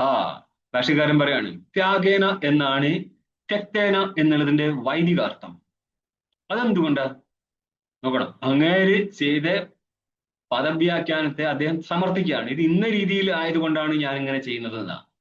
അല്ലാതെ ഞാനാണ് ഗുരുവാണ് മാനിച്ചോളണം ഡും ഓക്കെ കയ്യിന്നൊരു റേസൊക്കെ അല്ലെങ്കിൽ തലയിൽ ഇങ്ങനെ വട്ടമൊക്കെ വരച്ചിട്ട് പരിപാടി, ഇതൊന്നും ഇവിടെ ഇല്ല. പറഞ്ഞിട്ടുണ്ടെങ്കിൽ അതിന് കാരണം ബോധിപ്പിക്കണം. ഇല്ലെങ്കിലേ ഇന്ന് സയൻസിലെ കാര്യത്തിലും തിയറി ആരും വിളിച്ചു പറഞ്ഞിട്ട് കാര്യമൊന്നുമില്ലല്ലോ. അവരുടെ സയൻസ് മാഗസിനിൽ വരണമെങ്കിൽ അവര് അപ്രൂവ് ചെയ്യണ്ടേ, എന്നാലും നടക്കത്തുള്ളൂ. ഇതുപോലെ തന്നെയായിരുന്നു ശാസ്ത്രം എഴുതി കഴിഞ്ഞാൽ പണ്ഡിത വരേണ്യ വർഗം ഇരുന്നിട്ട് ഇതിനെ ആലോചിക്കും. പണ്ഡിതന്മാര് ഇത് ചെക്ക് ചെയ്തിട്ട് മാത്രമേ അത് സൊസൈറ്റിക്ക് സ്വീകാര്യമാവത്തുള്ളൂ. എന്നപ്പോൾ അതിനുള്ള കാരണം പറഞ്ഞേ പറ്റത്തുള്ളൂ. ഈ കാരണമാണ് ഇങ്ങനെ നിരത്തുന്നത്. നെഹി ത്യക്തഃ, ത്യാഗം ചെയ്യപ്പെട്ടിരിക്കുന്ന പുത്രഃ, ഒന്ന് മൃതഃ പുത്രോവ, പുത്രനായിരിക്കട്ടെ ഭൃത്യനായിരിക്കട്ടെ തന്റെ ഉപകാരത്തിന് വരും. പക്ഷേ ആ പുത്രനോ അല്ലെങ്കിൽ ഭൃത്യനോ നഷ്ടപ്പെട്ടാൽ അവനോട് പോകാൻ പറഞ്ഞു, ഇനി അവനെ കൊണ്ടൊന്നും കാര്യമുണ്ടോ? അവൻ മരിച്ചുപോയി, ഇനി അവനെ കൊണ്ടൊന്നും കാര്യമുണ്ടോ? ഇല്ല. അതുകൊണ്ട് തെക്തേന എന്ന് പറഞ്ഞു കഴിഞ്ഞാൽ ത്യാഗം ചെയ്യപ്പെട്ടതിനാൽ രക്ഷിക്കണം എന്ന് പറഞ്ഞാൽ നടക്കൂല. രക്ഷ നടക്കണമെങ്കിൽ ത്യാഗം ചെയ്യപ്പെട്ട വസ്തുവിനാൽ കിട്ടൂല. അതുകൊണ്ട് തന്നെ ത്യാഗം ചെയ്യപ്പെട്ട എന്നുള്ളതിനെ മാറ്റിയിട്ട് ത്യാഗത്താൽ എന്നർത്ഥം എടുക്കണം. അന്നപ്പോ എന്താണ് ത്യാഗത്തിനർത്ഥം? സന്യാസത്താൽ എന്നർത്ഥം. സന്യാസം ഏതിൻ്റെതാ? ഏഷണാത്രയത്തിന്റെ. അപ്പൊ ഏഷണാത്രയ സന്യാസം നടന്നു കഴിഞ്ഞാലോ ബ്രഹ്മാകാര വൃത്തി നിരന്തരമായിട്ട് നിൽക്കാം. ഈ ബ്രഹ്മാകാര വൃത്തി നിരന്തരമായിട്ട് നിലനിർത്തുക എന്നുള്ളതാണ് എന്ത്? രക്ഷണം. പുഞ്ചിത എന്ന് പറഞ്ഞ പാലയഥ എന്നർത്ഥം ചെയ്യും. പാലനം നടത്തൂ, രക്ഷിക്കുന്ന. ആരെ രക്ഷിക്കാൻ? ആത്മാവിനെ പ്രത്യേകിച്ച് രക്ഷിക്കേണ്ട ആവശ്യമൊന്നുമില്ലല്ലോ. ആത്മരക്ഷ സ്വരൂപനല്ലേ. അതുകൊണ്ട് രക്ഷ എന്ന് ഉദ്ദേശിച്ചത് ബ്രഹ്മാകാര വൃത്തി നിലനിർത്തുക എന്നുള്ളതാണ് ഉദ്ദേശിച്ചത്. ആ ബ്രഹ്മാകാര വൃത്തി നിലനിർത്തുക എന്നുള്ള കാര്യത്തിന് അനുകൂലമാണ്. അതേപോലെ സന്യാസം, അതായത് അനുകൂലം എന്ന് ഉദ്ദേശിച്ച് സന്യാസം കൊണ്ട് മാത്രമേ നടക്കത്തുള്ളൂ. അതുകൊണ്ടാണ് ഞങ്ങൾ സന്യാസത്തെ വിധിക്കുന്നത്. ठीक है. नहीं त्यक्तो പുത്രോ വാ ഭൃത്യോ വാ ന മൃതഃ പുത്രോ വാ ഭൃത്യോ വാ. രണ്ടായിട്ട് തന്നെ വെച്ചോ. ത്യാഗം ചെയ്യപ്പെട്ട പുത്രനോ ആയിരിക്കട്ടെ ഭൃത്യനോ ആയിരിക്കട്ടെ, അഥവാ മരിച്ചു പോയിരിക്കുന്ന പുത്രനായിരിക്കട്ടെ ഭൃത്യനായിരിക്കട്ടെ, ആത്മസംബന്ധിതായ അഭാവാത് തന്റെ സംബന്ധിയായിട്ട് ഇരിക്കാത്തത് കൊണ്ട്, തനിക്ക് ഉപകാരിയായിട്ട് ഇരിക്കാത്തത് കൊണ്ട്, ആത്മാനം നാ എഴുത അവിടെ കൊണ്ടത് ക്രിയാപദമായിട്ട് എന്നേക്ക് നഹി ആത്മാനം പാലയതി, തന്നെ പരിപാലിക്കാൻ പറ്റത്തില്ല അവയെ കൊണ്ട്, നഷ്ടപ്പെട്ട വസ്തുക്കളെ കൊണ്ട്. അതുകൊണ്ട് അതഹ എന്ന് പറയുന്നത് തസ്മാത് കാരണാന്ന് ഉന്നയിച്ചു. അതുകൊണ്ട് ത്യാഗേന ഏതിന്റെ അർത്ഥമാണ്? തെക്തേന എന്നുള്ളതിന് നമ്മൾ അർത്ഥം ചെയ്തു ത്യാഗേന. ഈ ത്യായമേവ വേദാർത്ഥ എന്നുള്ളത് തന്നെയാണ് വേദത്തിന്റെ അർത്ഥം. കാരണം ബോധിപ്പിച്ചതാണ്. ടീക്കയും കൂടി നോക്കിയോ. ത്യാഗേന ആത്മാരക്ഷിത സ്യാദ് നിഷ്ക്രിയാത്മസ്വരൂപ അവസ്ഥാന അനുകൂലത്വാ ത്യാഗസ്യർത്ഥഃ. ത്യാഗേന സന്യാസേന ആത്മാരക്ഷിത സ്യാദ്, ആത്മരക്ഷിക്കപ്പെടണം. എന്തുകൊണ്ട്? നിഷ്ക്രിയ ആത്മസ്വരൂപ അവസ്ഥാനുകൂലത്വാ ത്യാഗസ്യ. നിഷ്ക്രിയനായിരിക്കുന്നല്ലേ ആത്മാ. ആ ആത്മാ സന്യാസമില്ലെങ്കിൽ നിഷ്ക്രിയ ആത്മാസ്വരൂപത്തിൽ ഇരിക്കുമോ? പെട്ടെന്ന് പറ. സന്യാസം എടുത്തില്ലെങ്കിൽ ആത്മ നിഷ്ക്രിയ ആത്മസ്വരൂപത്തിൽ ഇരിക്കുമല്ലയോ? ഇരിക്കും. ഇരിക്കും. മനസ്സിലായോ? പിന്നെ എന്തിനാ പറഞ്ഞത്? നിഷ്ക്രിയ ആത്മസ്വരൂപത്തിൽ ചിത്തത്തിന് അവസ്ഥാനം നടത്താൻ പറ്റണം. ചിത്തത്തെ നിഷ്ക്രിയനായിരിക്കുന്ന ആത്മാവിന്റെ രീതിയിൽ നിലനിർത്തുമ്പോൾ ചിത്തം എങ്ങനെ ഉണ്ടായിരിക്കും? ചിത്തത്തിൽ ബ്രഹ്മാകാര വൃത്തിയായിരിക്കും. ഇതാണ് ഉദ്ദേശിച്ചത്. ടീക്കേ, ഒരു പാതിയെ പറയത്തുള്ളൂ, പാതി നമ്മൾ ഉണ്ടായിക്കൊള്ളാം. ആ ഒരു ബ്രഹ്മാകാര വൃത്തി നിരന്തരമായിട്ട് നിലനിർത്തുക എന്നുള്ളതിന് അനുകൂലമാണെന്ത്? ത്യാഗം. അതുകൊണ്ടാണ് ത്യാഗത്താൽ ആത്മരക്ഷിക്കപ്പെടണം എന്ന് പറഞ്ഞത്. ആത്മരക്ഷിക്കപ്പെടണം എന്ന് പറഞ്ഞത് ആത്മാനുസന്ധാനം നിലനിർത്തണം എന്നുള്ള അർത്ഥത്തിലാണ്. ബാക്കി നമുക്ക് മുന്നോട്ട് പിന്നെ കാണാം. നിങ്ങളെ ഇതായിട്ട് നമ്മൾ ഡേ ടൈം ആണെങ്കിലും ഇതുമായിട്ട് വ്യവഹരിക്കാൻ പറ്റണം, എങ്കിൽ മാത്രമേ ക്ലാസ്സിൽ നിന്ന് കുറച്ചും കൂടി സ്പഷ്ടമാക്കുള്ളൂ. അതേപോലെ മക്കളെ, ഒന്നിരുന്ന് അനുസന്ധാനം എന്നുള്ള തലത്തിലേക്ക് കയറണം നിങ്ങൾക്ക്. അതായത് സ്ഥൂലം മനസ്സായി കഴിഞ്ഞാൽ അതിനെ ഒന്ന് സൂക്ഷ്മമാക്കാൻ വേണ്ടിയിട്ട് പ്രാണായാമാദികൾ കൊള്ളാം. ठीक है, ചെറിയ പ്രാണായാമമൊക്കെ ചെയ്ത് മനസ്സിനൊന്ന് വാച്ച് ചെയ്ത് അതിനുശേഷം നിങ്ങൾക്ക് പറ്റുമെങ്കിൽ ഉപാസന ചെയ്യുക. അതിനേക്കാൾ പറ്റുമെങ്കിൽ ഞാൻ കേവലനാണ് എന്നുള്ള ഭാവത്തിലെങ്കിലും നീക്കി. അങ്ങനെ നമ്മൾ റൂട്ട് കൊണ്ടുപോകാൻ ശ്രമിക്കുന്നില്ലെങ്കിൽ ഈ അധ്യയനത്തിന്റെ ഫലമില്ലാതെ പോകും. ഇതിങ്ങനെ ശബ്ദം പഠിച്ചു വെച്ചിട്ട് കാര്യമൊന്നുമില്ല. ठीक है, ബുദ്ധി സൂക്ഷ്മമാക്കി ആ വസ്തുവിലേക്ക് ആരായിരിക്കും അവൻ, പ്രശ്നം വരുമ്പോട്ടും അന്നേരം മനസ്സിലാകത്തുള്ളൂ ഇത് മനസ്സിലാവുക ഇല്ലയോ എന്നുള്ളത്. സ്വാമി, ഉപാസന ചെയ്യാൻ പറ്റില്ല. ഉപാസന എന്താ ചെയ്യേണ്ട? ഉപാസന അതായത് ഉപാസന എന്നുള്ളത് ബ്രഹ്മോപാസനയാണോ അല്ല ദേവത ഉപാസനയാണോ? രണ്ട് ഭാഗമായി. ബ്രഹ്മോപാസന എന്ന് ഉദ്ദേശിച്ചത് അത് വിചാരത്തിന്റെ മുൻപടിയായിട്ട് മന്ദബുദ്ധി പ്രസംഗമായിട്ട് അവതരിപ്പിക്കുന്നതാണത്. ശരിക്കേ, അപ്പോൾ അവൻ അങ്ങനെ ചെയ്താലും അടുത്ത സ്റ്റെപ്പില് എന്ത് കയറി വരും? വിചാരത്തിലേക്ക് കയറി വരാം. ഇത് രണ്ടും വേറെ, ഇത് ബ്രഹ്മസംബന്ധിയായിട്ട് ചെയ്യുന്നതാണ് നിങ്ങൾ. പക്ഷെ ഇങ്ങനെ ചെയ്യുമ്പോഴും ശ്രേയാസി ഭൂ വിജ്ഞാനി എന്നൊരു ശ്ലോകത്തിൽ പറയുന്നത് ശ്രേയകാര്യങ്ങൾക്ക് അനവധി വിഘ്നങ്ങൾ സംഭവിക്കും. അപ്പം ശ്രേയങ്ങളിൽ ശ്രേയമാണ് നിങ്ങളുടെ ബ്രഹ്മാകാര വൃത്തി. അതിന്റെ അപ്പുറത്തേക്ക് എന്തുകൊണ്ടോ? അപ്പൊ അതിന്റെ പഠനവും അനുസന്ധാനത്തിനെ എല്ലാറ്റിനെയും ദേവതകൾ പ്രതിബന്ധിക്കും. എന്നാ ദേവ ഇച്ഛന്തി മനുഷ്യാണോ ഉപരിവർത്തനം എന്നൊക്കെ ഇനി ബൃഹദാരണ്യത്തിൽ പഠിക്കാം. ദേവതകൾ ഇച്ഛിക്കുന്നില്ല മനുഷ്യന്മാരുടെ ഉപരിവർത്തനം എന്ന് പറഞ്ഞാൽ ഒരാൾ ജ്ഞാനിയായി കഴിഞ്ഞാൽ ദേവതയേക്കാൾ പൊക്കത്തേക്ക് പോയി. അത് അവർക്ക് ഒരിക്കലും ആഗ്രഹിക്കുന്നില്ല. ആയതിനാൽ ദേവതകള് പ്രതിബന്ധകങ്ങളായി മാറും. ആ ഒരു പ്രതിബന്ധത ഒഴിവാക്കാൻ വേണ്ടിയിട്ട് ദേവത ആരാധന എന്നേ പറഞ്ഞിട്ടുള്ളൂ, ഉപാസന എന്ന് പറഞ്ഞിട്ടില്ല അവിടെ. അതുകൊണ്ട് ഏതെങ്കിലും ഒരു രീതിയിൽ നിങ്ങൾ ദേവതയ്ക്ക് വേണ്ട കാര്യങ്ങൾ ചെയ്തു കൊടുക്കുക എന്നുള്ളതാണ്. അതെന്താ ചെയ്യേണ്ടതെന്ന് പറഞ്ഞുതരോ? അതായത് ഗൃഹസ്ഥസ്യ പഞ്ചയത്നാത് വിനശ്വരി എന്ന് പറയുന്നത് കൊണ്ട് തന്നെ ഗൃഹസ്ഥന് ഇതൊക്കെ ചെയ്തേ പറ്റത്തുള്ളൂ. അതായത് പേഷണം, ഖണ്ഡനം, ചുല്ലി, ഉദകുംഭശ്ചമാർജനം. പേഷണം എന്ന് പറഞ്ഞാൽ ചാണകമൊക്കെ തളി ആക്കുന്നില്ല, പേഷണം. അതേപോലെ ഇവിടെയൊക്കെ ടേബിളൊക്കെ വൃത്തിയാക്കുന്ന സമയത്തും അതിലൊക്കെ ഉറുമ്പ് ഇതേപോലെ ചെറിയ ജീവികൾ മരിച്ചു പോകും. അതേപോലെ പേഷണം. പിന്നെന്താ, അല്ല പേഷണം എന്ന് പറഞ്ഞാൽ ശരിക്കും പേഷണം എന്താണ് നമ്മൾ അരക്കുക എന്നുള്ളതാണ്. ഇപ്പം മിക്സിയിലിട്ട് അരച്ചാലും ജീവികൾ ചാവാനുള്ള സാധ്യതയുണ്ട്. പേഷണം. ചുല്ലി എന്ന് പറഞ്ഞാൽ വിറക് വെട്ടുക. ഖണ്ഡനം എന്നുള്ളത് കൊത്തി കൊത്തി മുറിക്കുക എന്നുള്ളത്. ഉദകുംഭം, ജലം നിറച്ച പാത്രത്തെ എവിടെ വെച്ചാൽ അതിന്റെ അടിയിൽ പെട്ടും ചില ജീവികൾ മരിച്ചു പോകും. മാർജനം എന്ന് പറഞ്ഞാല് വൃത്തിയാക്കുക, ചൂലുകൊണ്ടൊക്കെ വൃത്തിയാക്കുന്ന സമയത്ത്. ഇങ്ങനെ സൂന എന്ന് പറഞ്ഞ വധസ്ഥാനാണ്. പഞ്ചസൂന ഗൃഹസ്ഥസ്യ. ഇങ്ങനെ ഗൃഹസ്ഥന് സ്വാഭാവികമായിട്ടും 5 വധസ്ഥാനങ്ങൾ വന്നുപെടും. ഇതിനെന്ത് ചെയ്യും? പഞ്ചയത്നാദി വിനശ്യതി. 5 പഞ്ചമഹായജ്ഞത്താൽ ഇതിനെ മാറ്റണം എന്നാ പറയാ. അതിൽ പെട്ടതാണെന്ത്? ദേവയജ്ഞം, മനുഷ്യയജ്ഞം. മനുഷ്യയജ്ഞം നൃയജ്ഞം എന്ന് പറയും. ഓക്കെ. പിന്നെന്താ? ഭൂതയജ്ഞം. അതായത് ദേവയജ്ഞം എന്ന് പറഞ്ഞാൽ ദേവതകൾക്ക് വേണ്ടിയുള്ള കാര്യങ്ങൾ ചെയ്യുക എന്നുള്ളതാണ്. ഭൂതയജ്ഞം എന്ന് പറഞ്ഞാൽ കക്കാപ്പൂച്ച ഇത്യാദികൾക്ക് കൊടുക്കുക എന്നുള്ളതാണ്. നൃയജ്ഞം എന്ന് പറഞ്ഞാൽ അതിഥിയെ സ്വീകരിക്കുക, അവർക്ക് വേണ്ടിയുള്ള ഭോജനം കൊടുക്കുക എന്നുള്ളതാണ്.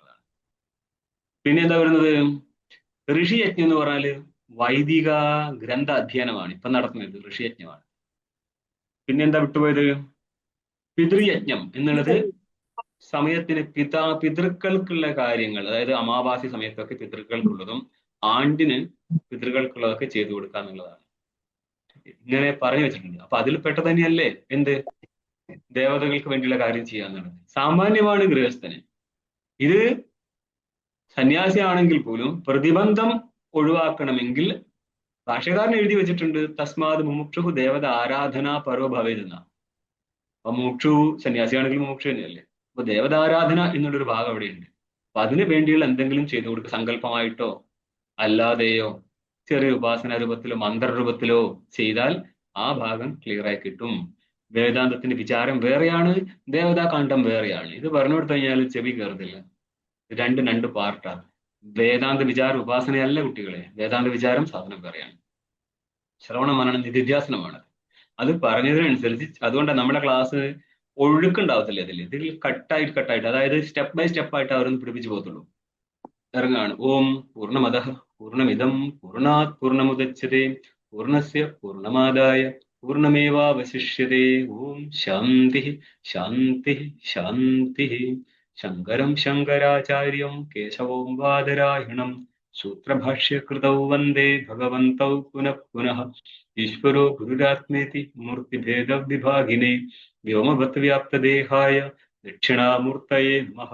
ഓം ശാന്തി ശാന്തി ശാന്തി.